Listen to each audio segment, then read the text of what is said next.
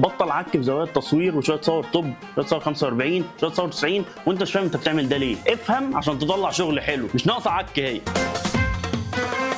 نسا لبساني سنان وتمرجي، خد بنصيحتي تدور واجري. نسا لبساني سنان وتمرجي، خد بنصيحتي تدور واجري. كل منتج بيبقى ليه الزوايا بتاعته اللي تخلي شكله حلو. ما ينفعش ان انا عاند واخد زوايا تانية واقول انها هتطلع معايا حلو. بكل بساطه الصوره بتاعتك انت بتحاول تعكس للي بيتفرج الشكل اللي هو بيشوف بيه الحاجه في الواقع بس بشكل جمالي. يعني في الطبيعي لما انا اجي اصور برجر هبقى انا شايفه بالشكل ده، شايفه قصادي.